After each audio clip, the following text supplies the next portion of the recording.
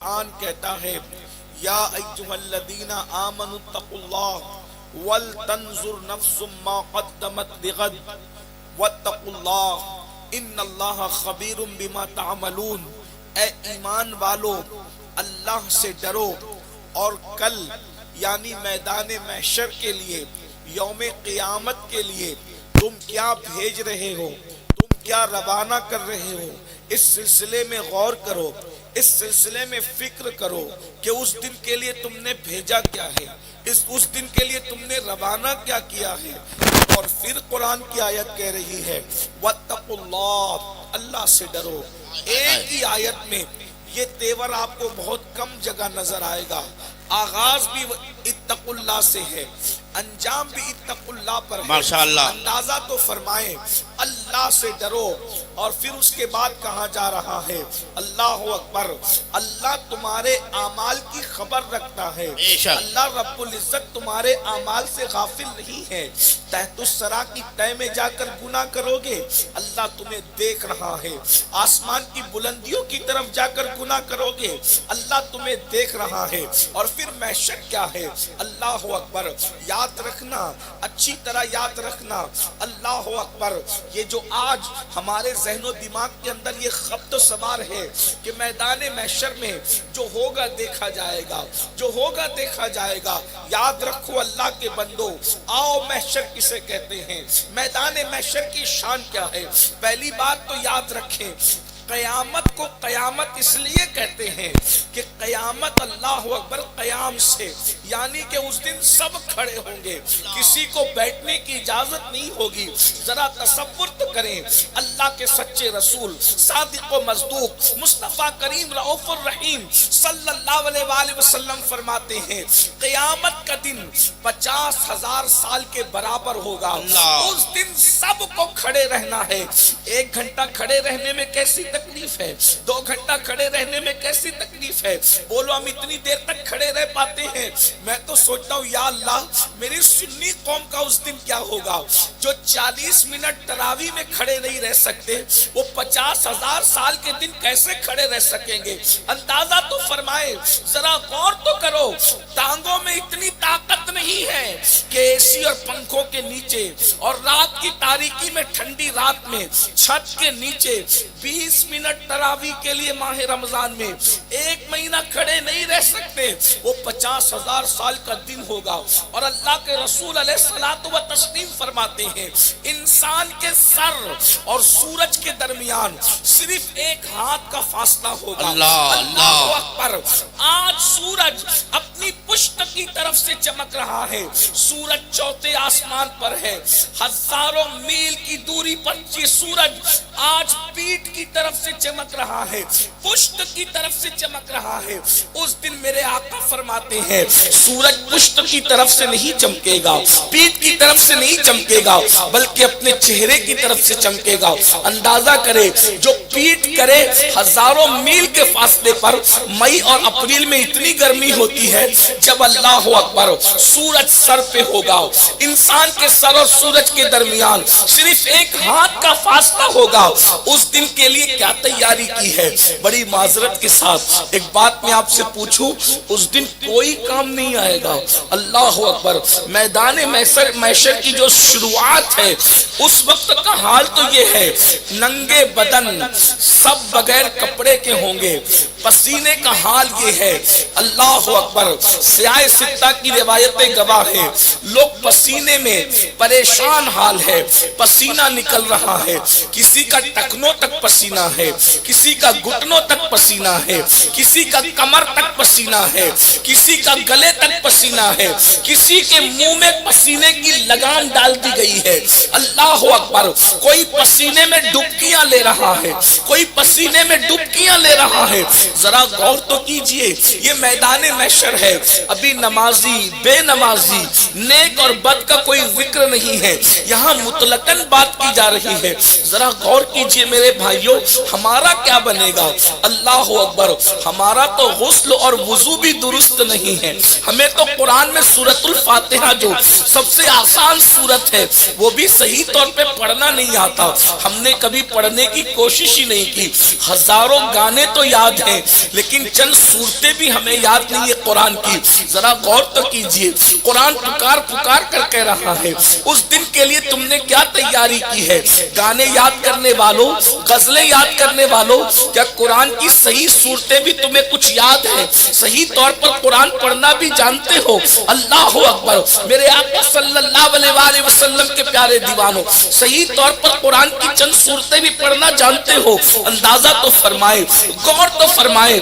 اسی پر بس نہیں, ام المومنین سیدہ طیبہ طاہرہ عائشہ صدیقہ رضی اللہ تعالیٰ عنہ عرض کرتی یا رسول اللہ, جب لوگوں کے بدن پہ کپڑے نہیں ہوں گے تو کیسی بے حیائی ہوگی, لوگ ایک دوسرے کو دیکھ کے کیسے شرمائیں گے؟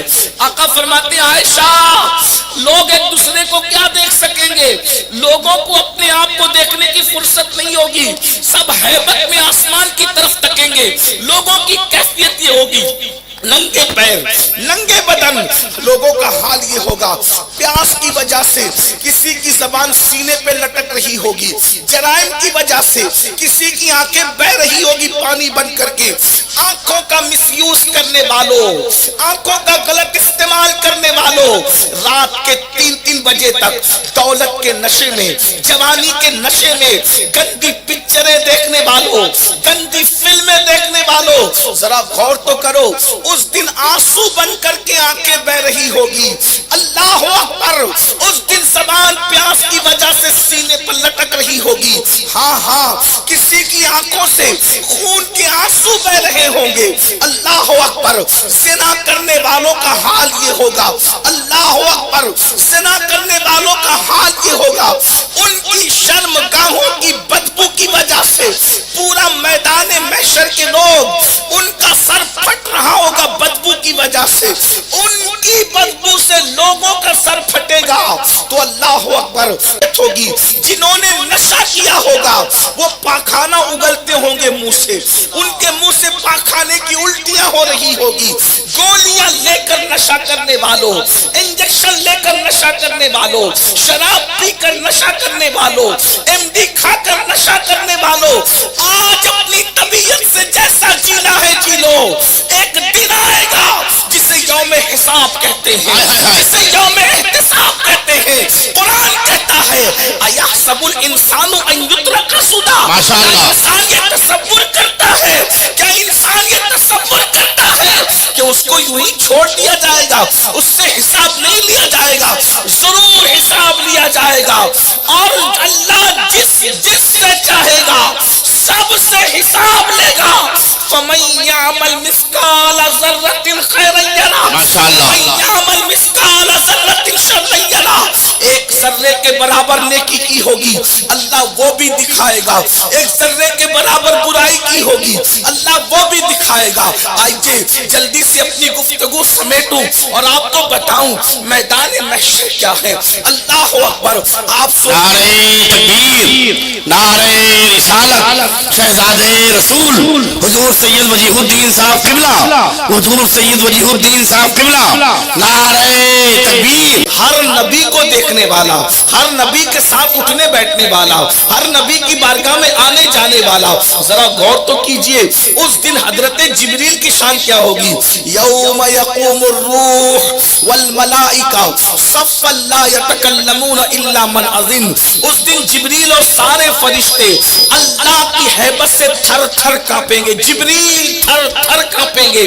ذرا غور کیجئے, مکین سدرہ, سدرہ کا مکین, جہاں کوئی نہیں جا سکتا, جہاں کسی کا تصور اور تخیل نہیں جا سکتا, وہاں رہنے والے جبریل فرشتوں کا سید و سردار اللہ کی ہیبت سے تھر تھر کانپیں گے اور کوئی کلام نہیں کر سکے گا. جب جبریل کی یہ شان ہوگی تو ہم میدان محشر میں کہاں ہوں گے؟ ہماری اوقات کیا ہوگی, ہماری حیثیت کیا ہوگی؟ زنا کے اڈوں کو آباد کرنے کے بعد جنت کا خواب دیکھنے والوں, شراب کے اڈوں کو آباد کرنے کے بعد جنت کا خواب دیکھنے والوں, جوئے کے اڈوں کو آباد کرنے کے بعد जन्नत का ख्वाब देखने वालों, कभी हकीकतों की दुनिया में कदम रख करके देखा? अपने आमाल तो देखो, अपने अहवाल तो देखो। जब मासूमों की ये शान होगी तो मुजरिम और गुनहगारों का क्या हाल होगा? उस दिन के लिए क्या तैयारी की है? बड़े फख्र से कहते हो जो होगा देखा जाएगा। मेरे भाई क्या देखोगे उस दिन? हमारी औकात और हैसियत क्या है? अल्लाह अकबर। आखिरत की तैयारी कर लो। दुनिया में गुंडागर्दी करने नहीं भेजा अल्लाह ने, दुनिया में गीबत करने नहीं भेजा अल्लाह ने, दुनिया में जराइम करने में नहीं भेजा अल्लाह ने, दुनिया में सूद खाने नहीं भेजा अल्लाह ने, दुनिया में हराम लुक्मे खाने नहीं भेजा अल्लाह ने, दुनिया में किसी की इज्जत पे कीचड़ उछालने के लिए अल्लाह ने नहीं भेजा। अल्लाह फरमाता है मैंने क्यों भेजा? अल्लज़ी खलक़ल मौत वल हयात लियब्लुवकुम अय्युकुम अहसनु अमला। तुम्हें दुनिया में इसलिए भेजा, हमने जिंदगी और मौत को सिर्फ इसलिए पैदा किया ताकि हम तुम्हारी जांच करें, तुम्हें जांचे, हम तुम्हें जांचे कि कौन थोड़ी सी जिंदगी पाकर अच्छा, हसन नहीं अहसन, अच्छा अमल नहीं, सबसे अच्छा अहसन अहसन अमला, तुम में कौन बेहतरीन अमल करता है? अल्लाह ने बेहतरीन अमल के लिए भेजा। किसी का छीन के खाना बेहतरीन नहीं है, खुद भूखे रह के औरों को खिलाना ये बेहतरीन अमल। बहुत अच्छे, माशाअल्लाह। अगर अल्लाह में जलाने की कुव्वत दी है तो पड़ोसी को दबाना बेहतरीन अमल नहीं है, बल्कि उसका सहारा बन जाना ये बेहतरीन अमल है। अगर अल्लाह ने बीवी दी है तो उसको माँ बहन की गालियां निकालना बेहतरीन अमल नहीं है, बल्कि उसकी डांट पर, उसकी गालियों पर मर्द हो तो सब्र कर ले जाना, ये बेहतरीन अमल है। अब बताओ, अल्लाह ने तो बेहतरीन अमल के लिए भेजा और अमल कर रहे हो बदतरीन। बल्कि अपने अंदाज में कह दूं, अल्लाह ने तो सिद्दीक अकबर की तरह अमल करने भेजा, तुम अबू जहल की तरह कब से अमल करने लगे? अल्लाह ने तो तुम्हें हजरत मूसा अलैहिस्सलातु व तस्लीम की तरह नेक अमल करने के लिए भेजा, तुम फिरौन की तरह कैसे हो गए? अल्लाह अकबर। अल्लाह ने तो तुम्हें हजरत इब्राहिम के दीन पर भेजा, तुम नमरूद की तरह किस तरीके से अमल कर रहे हो? और आगे बढ़ के समझाने के लिए कह दूं, खुदा ने तो तुम्हें इमाम हुसैन के नक्शे कदम पे चलने के लिए भेजा, तुमने यजीद को अपना आइडियल कब से बना लिया? कुरान कहता है अल्लज़ी खलक़ल मौत वल हयात लियब्लुवकुम अय्युकुम अहसनु अमला, हमने तुम्हें मुख्तसर सी जिंदगी इसलिए दी, मौत और हयात को इसलिए पैदा किया ताकि तुम्हें जांचे, तुम्हें आजमाए। अब जरा गौर कीजिए, ये मैदान महशर है जहां जिब्रील कांप रहे होंगे। गुफ्तगू को समेटते हुए, तमहीद में ज्यादा वक्त न चला जाए, अपनी गुफ्तगू मुकम्मल करते हुए आगे बढ़ते हैं। आइए, एक रिवायत में आता है अज़्ज़वाजिर में हजरत सैयदी मुफ्ती आज़म मक्का इब्न हजर मक्की रहमतुल्लाह अलैह एक रिवायत लिखते हैं, उसको सुने। इसको फकी अबुल लैस समरकंदी ने भी अपनी किताब में लिखा है और भी बुजुर्गों ने इस रिवायत को लिखा है, लेकिन मैं इब्न हजर के हवाले से इसके मफहूम को अपने अल्फाज के जामे में पढ़ रहा हूँ। मैदान महशर में क्या होगा? हम तो कहते हैं मौलाना हमने गौस पाक का दामन पकड़ा है और हम जन्नत में नहीं जाएंगे तो कौन जाएगा? मैंने कहा मेरे गौस का दामन बेशक जन्नत में ले जाएगा, लेकिन पकड़ा होता तो ये बात ना करते। याद रखना, घमंड की बात वो कभी नहीं करेगा जिसको अल्लाह रसूल की मारिफत हासिल हो जाए। हैरत की बात है, इमाम गजाली लिख रहे हैं कि जिसने जुए के आलात अपने हाथ में लिया, क़यामत के दिन उसके हाथ सूअर के खून में रंगे हुए होंगे। जुआ खेलने वालों, मोबाइल पर 3 पत्ती खेलने वालों, मोबाइल पर जुआ खेलने वालों, जरा सोचा आपने, सुना आपने? इमाम गजाली जैसा मुर्शिद लिख रहा है, क्या سور کے خون میں ان کے ہاتھ رنگے ہوں گے جنہوں نے دنیا میں جوا کھیلا ہوگا. پہلے جوا کھیلنا مشکل تھا, اب تو یہ ایک دوست دبئی میں ہے, ایک دوست سعودی میں بیٹھا ہے, ایک دوست کلکتہ میں بیٹھا ہے, ایک دوست بلرام پور میں بیٹھا ہے, اور انٹرنیٹ کی مدد سے سب مل کر موبائل پہ جوا کھیل رہے ہیں. لا الہ الا اللہ. تمہارے ہاتھ میں غوث پاک کا دامن ہے تو تمہارے ہاتھ میں جوے کے آلات کیسے ہیں؟ اور یاد رکھنا, جس کے ہاتھ میں غوث پاک اور غریب نواز کا دامن ہے وہ اپنے ہاتھ میں جوا کیسے لے سکتا ہے؟ بڑی مشکل ہے. لوگوں کو یہ باتیں کڑوی لگے تو لگتی رہے, لیکن ایک بات سچی سچی کہہ دوں, یاد رکھنا غوثیت ماں کا دامن اتنا غیرت مند ہے, وہ اتنے غیرت والے پیر ہیں جس کو اپنا دامن دیتے ہیں پھر اس کے ہاتھ کو پاک کر دیتے ہیں. اگر ہاتھ میں دامن غوث ہے تو یہ ہاتھ نہ کبھی جوے کے آلات لے سکے گا, نہ یہ ہاتھ کبھی گستاخ رسول کے ہاتھ میں جا سکے گا. حیرت کی بات ہے, نبی کے گستاخوں سے مسافہ بھی ہو رہا ہے, ہاتھوں میں جوے کے آلات بھی ہے اور غوث پاک کا دامن بھی ہے. ارے یاد رکھ, جب تو باخانے کی جگہ نہیں بیٹھتا تو سرکار غوث پاک کا دامن اتنے گندے ہاتھ میں کیسے جا سکتا ہے؟ اللہ اکبر. جس میں جوے کے آلات بھی ہو اور گستاخ رسول سے ملنے ملانے کی گنجائش بھی ہو. ذرا توجہ تو کرو اللہ کے بندو, ہم کیسے جی رہے ہیں, ہمارے جینے کا انداز کیا ہے؟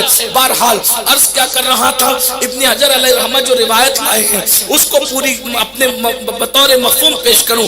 اپنے الفاظ کے جامع میں, ایک مرتبہ سیدی عمر ابن خطاب فاروق اعظم رضی اللہ تعالیٰ خلیفہ دوم حضرت سیدنا کعب احبار سے کہتے ہیں, اے کعب ذرا مجھے کچھ ایسی باتیں سناؤ.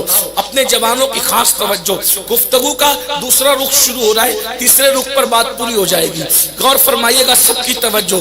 میں کوئی آپ کے سامنے خطابت نہیں کر رہا, میں نے صرف آپ کی بارگاہ میں اپنے دل کا درد پیش کرنا ہے. کتنے لوگ محسوس کر سکتے ہیں میں ذرا دیکھنا چاہتا ہوں. فاروق اعظم نے ہاتھ نہیں اٹھانا, بس آپ محسوس کر رہے ہیں, اللہ آپ کو سلامت رکھے, لیکن وہ نظر آئے گا, پتہ چلے گا کتنے لوگ محسوس کر رہے ہیں یا کتنے محسوس کر سکتے ہیں.